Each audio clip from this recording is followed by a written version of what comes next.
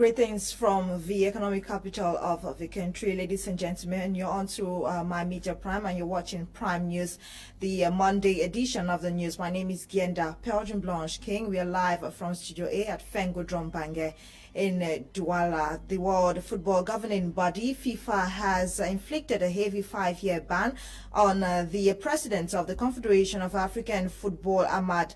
This follows allegations of huge financial mismanagement levied on him. Ahmad, who is also vice president of FIFA, is accused of having gone against Article 15 of FIFA's Penal Code of Ethics. The Malagasy football administrator was elected into the top job in 2017. He has been replaced by CAF's first vice president, Constant Omari, on interim basis. Born on January 14, 1958, the Congolese football administrator and member of the FIFA Council was in September 2015 appointed as the chairman of FIFA's task force against racism and discrimination. This development comes at a time when the institution is at the verge of elections.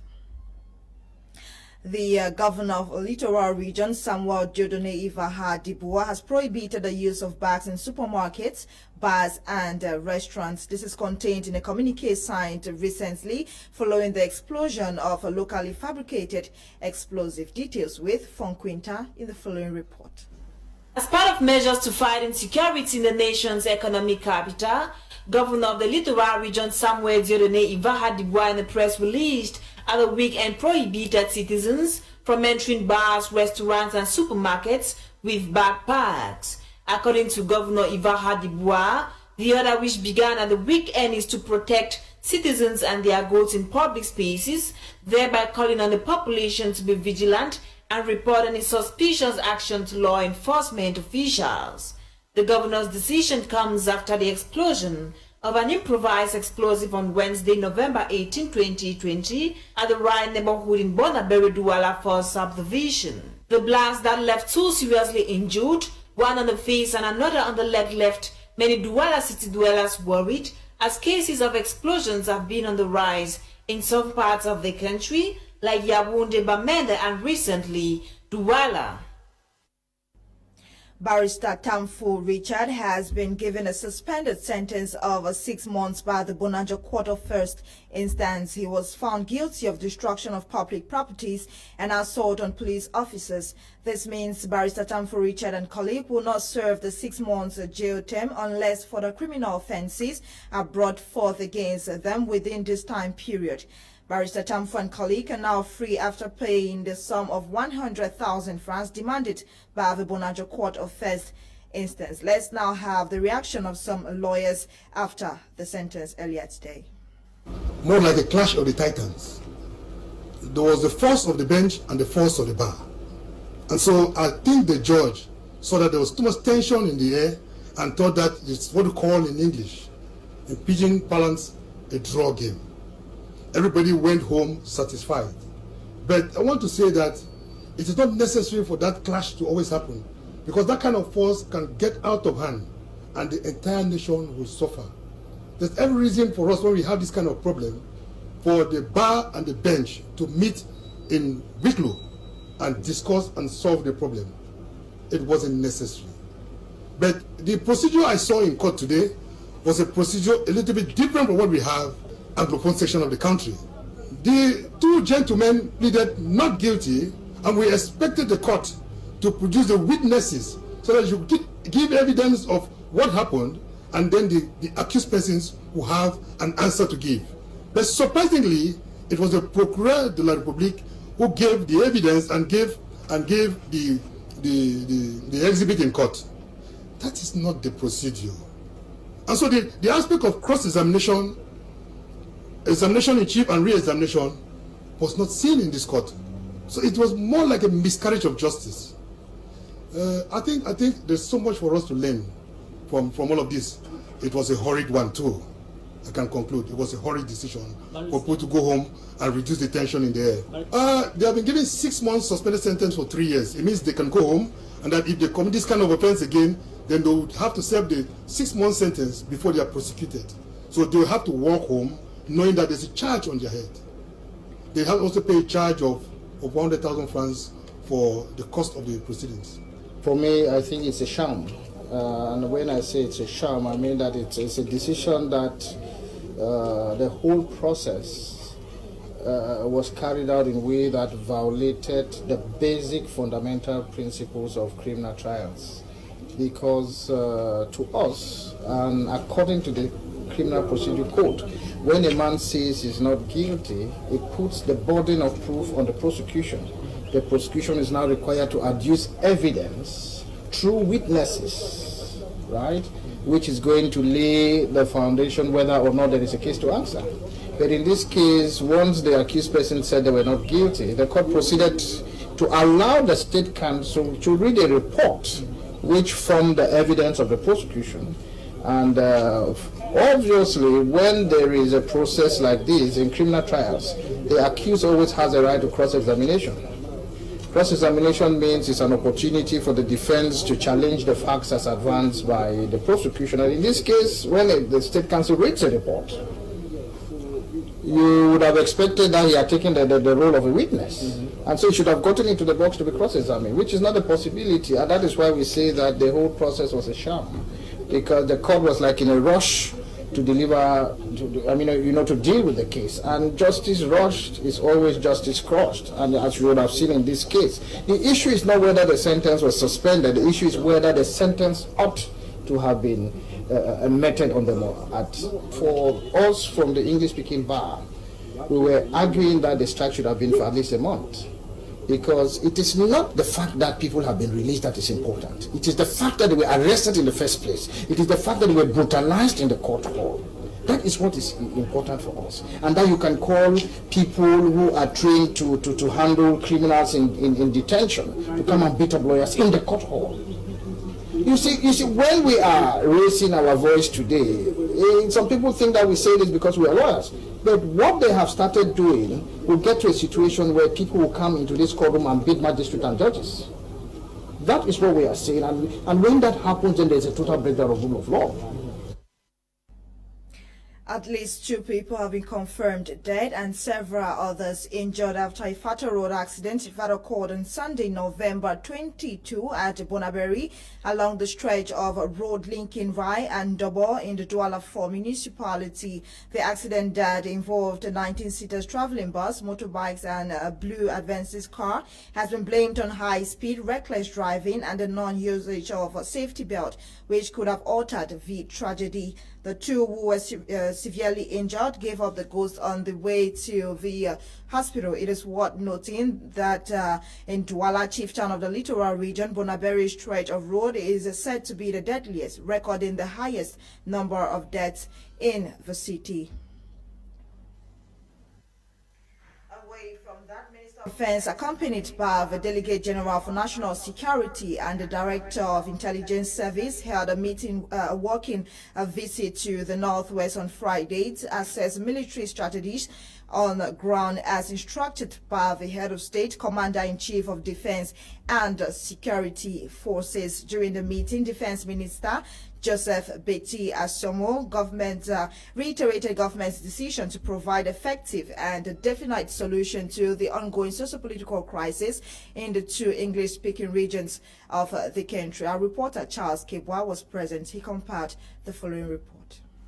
The Minister of Defense, Joseph Betty Asomo, accompanied by the Delegate General for National Security, Martin Bargangele, the Director of Intelligence Services, as well as officials of the Military High Command, held a working visit to the Northwest to reaffirm authority of the state and assess strategies on the ground. The working visit timely as the region is going through a security operation dubbed name Operation Clean Bamenda, eve of campaign for December 6 election and end of year festivities. Northwest Governor Aldov Afrique, welcoming the ministers and presenting the region, said there is relative improvement in the security situation of the region, but of resistance from separatists in some far-off areas. Minister Betty Asomo, in his words, said their presence, as instructed by the Head of State, Commander-in-Chief of Defense and Security Forces, attests the government resolve to provide an effective and definite solution to the ongoing crisis rocking the Northwest and Southwest region, which keep tormenting the people. Notre mission, Monsieur le Gouverneur, il faut le dire,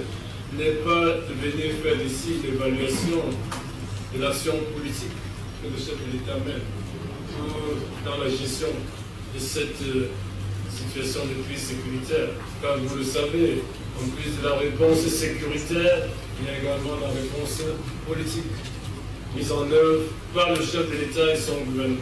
C'est traduit il y a quelques mois par la tenue à Yaoundé du grand dialogue national, qui se traduit par la mise en place du plan de reconstruction, qui s'était déjà traduit par la création du DDR. In an in-camera working session, defense forces freely expressed their difficulties and challenges. Minister Betty Asomo and his team equally visited the Bamenda military hospital site at Maitrinque, while extended the head of state's encouragement to wounded soldiers for their bravery in fighting secessionist and non-state armed groups in the region. An orientation budgetary debate of the Bamenda City Council that assembled development partners, traditional and municipal authorities equally took place in Bamenda over the weekend. Mayor Paul Achombong outlined his council plan of action for 2021, identifying hygiene and sanitation, road infrastructure and water supply as priority projects. Charles Kebwa completes the story. The first ever budgetary orientation debate of the Bamenda City Council that assembled development partners, traditional and municipal authorities took place at the Bamenda Pakuvita Hall. During the orientation debate, Professor Mum Alucius, one of the participants, insists the City Council's approach involving everyone in the city plan of action is laudable in the ongoing decentralization process. It's important that mayors and councillors understand precisely what the budget is by involving the citizens in the preparation of the budgetary process.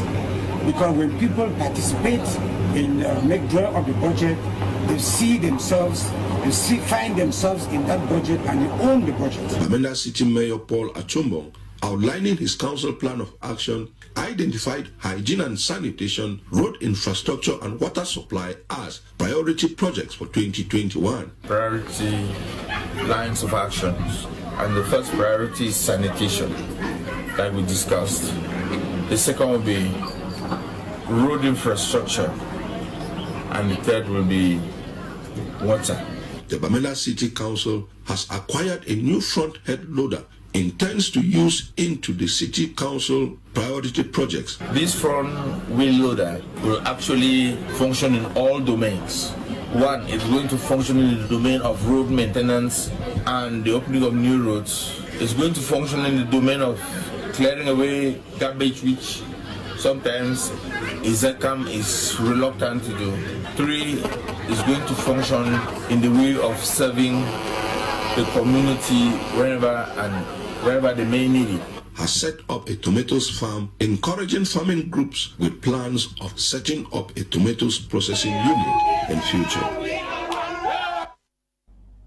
Away from the northwest region of the country, Professor Tanjung, pioneer head of Department for Journalism and Mass Communication at the University of Boya, has officially gone on retirement. The journalism scholar and researcher has been described as the Pope of journalism, one who did not fail to instill the right journalism values, as mentioned by some former students of the department. Crise reports.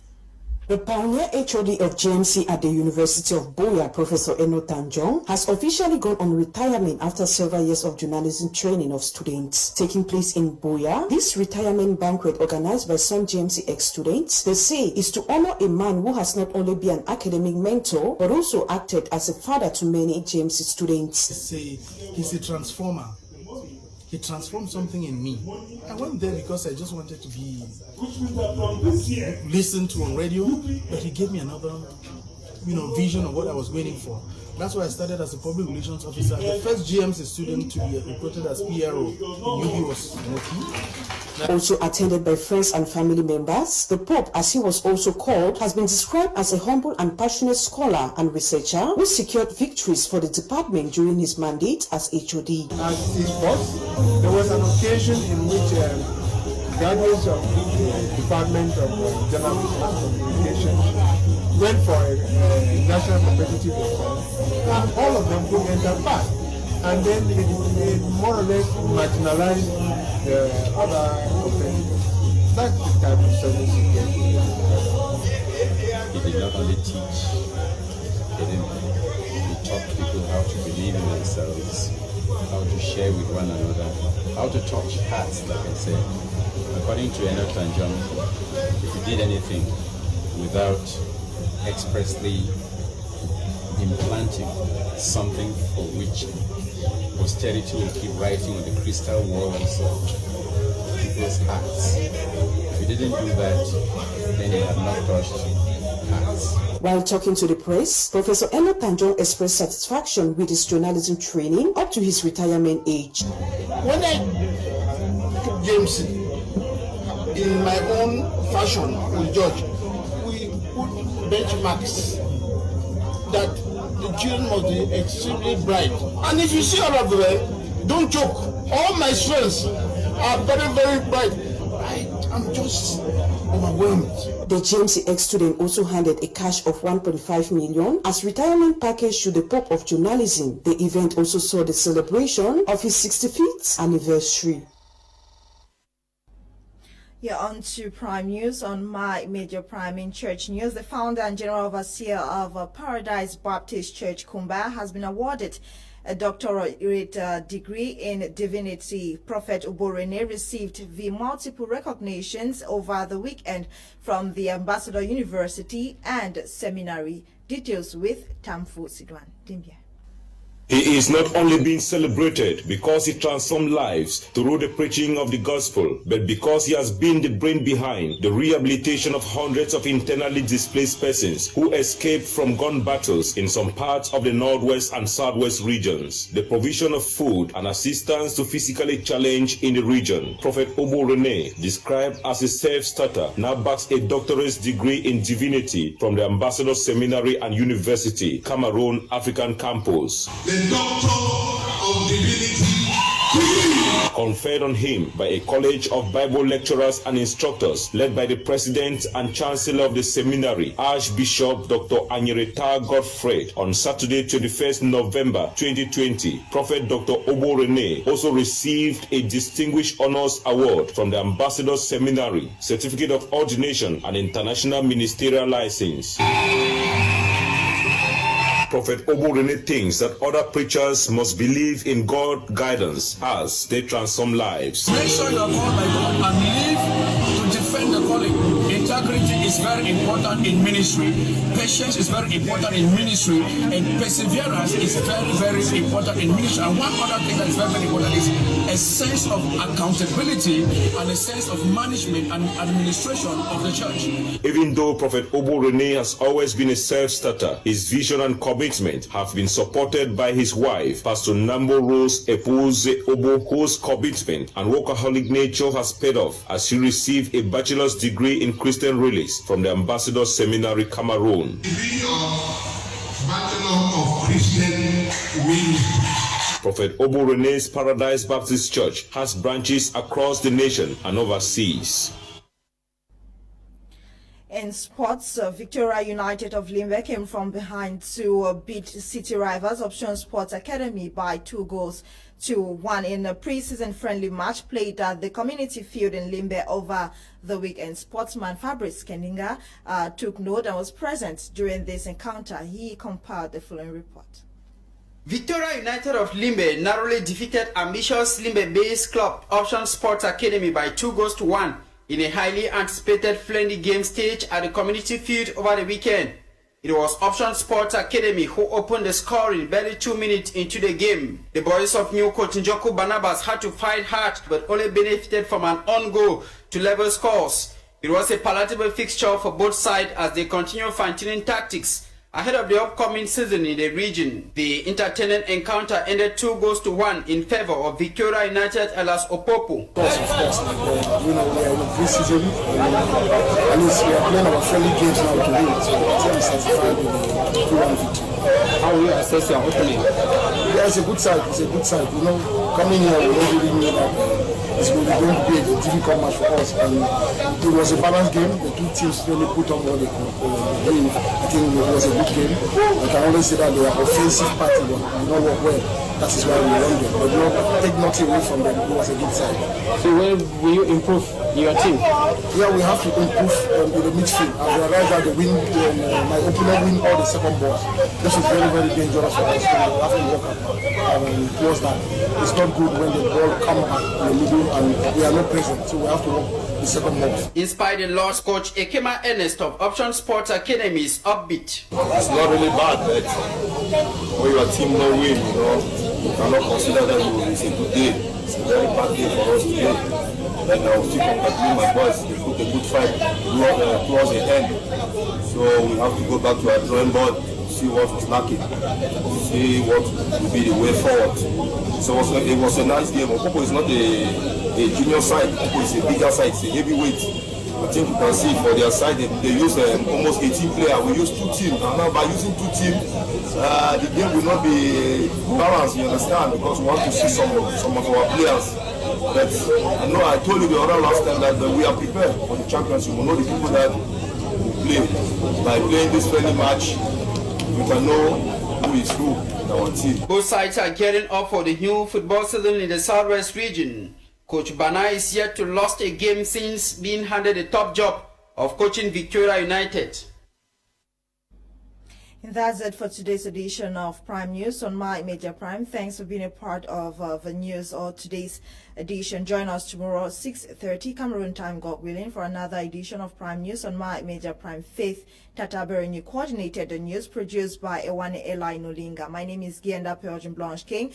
I'm encouraging you to stay tuned to My Media Prime at 7 p.m. Cameroon time. Prime Hour will be live with Kim Leonard and his crack team of analysts. Happy viewing and good night.